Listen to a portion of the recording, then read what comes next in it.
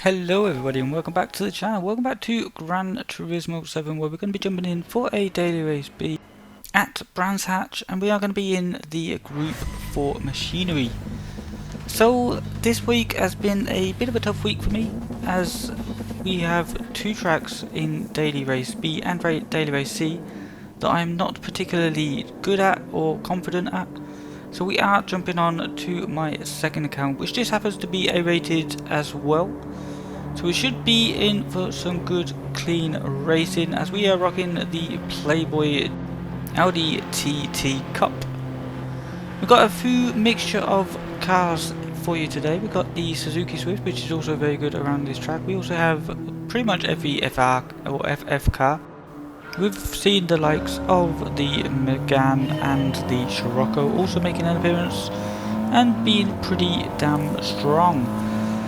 So after a lot of DR dropping in my main account, we're going to switch to the second account here, the Danish account. We are going to be trying to get a decent result. This race actually was the only decent result I've had as of yet. Because I'm not very good at Brands Hatch, I don't really think it suits my driving style at all. As you can see here, we have TT and Swift to deal with. Already putting quite a good gap to the guy, or the Russian, in P5. So it should be a four-way battle for the lead for the entire race here. We'll see what plans out. It's coming down here into the technical section of Brands Hatch. Of course, Brands Hatch is a very difficult and technical track to get right. So we're going to see what we can do coming through these corners. Very difficult, very blind, and you just have to kind of chuck the car in and hope for the best. As you can see right now, we have fallen off the pack a little bit, and the Russian has managed to catch up a little bit too, although as I say that, he goes completely wide and off the circuit. So that is going to give us that gap back up to 1.5 seconds, and we have also caught up with the Swift up in front. So coming over now to start lap number 2. Not really much has happened in this race. It's a very strategic and tense battle, but there's not really a lot of overtaking. Of course, Brands Hatch is a notorious difficult track to overtake on. As we see Sean there in the Swift looking for the move, but it's not really going to work. It's going to put the Norwegian driver off a little bit, so he goes a little bit deep and we're all going to get stacked up on the corner.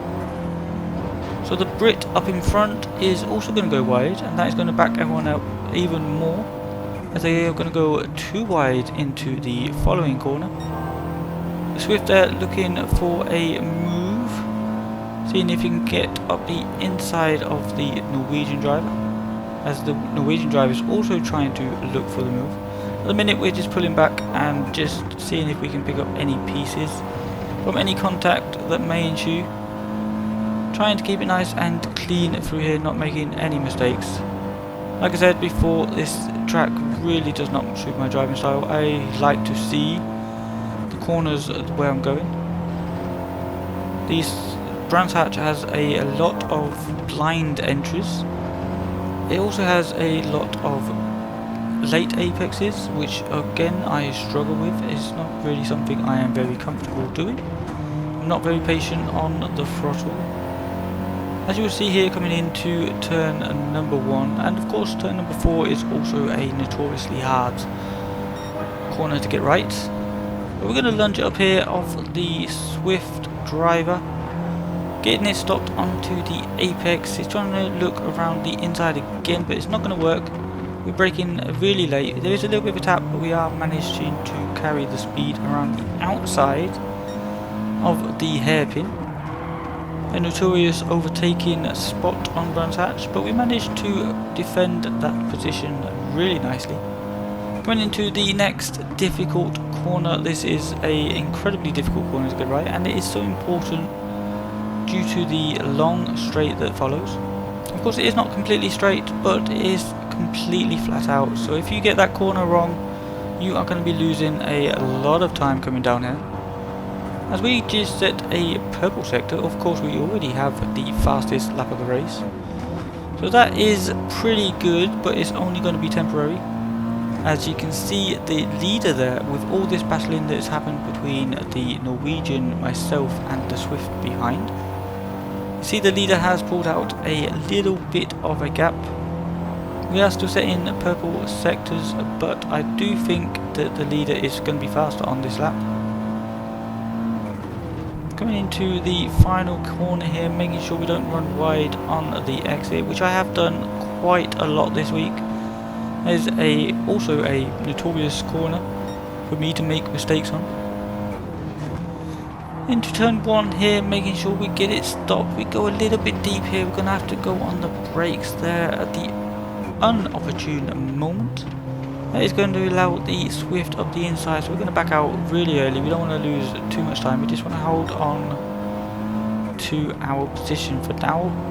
Maybe we can fight it again a little bit later, as we almost lost it there on turn 3. Managing to save it, coming into turn number 4 here. We're going to run a little bit wide once again, just trying to overdrive the car after making a couple mistakes. Now we're going to fast forward a little bit later during the lap. As you can see, the Swift goes for the move.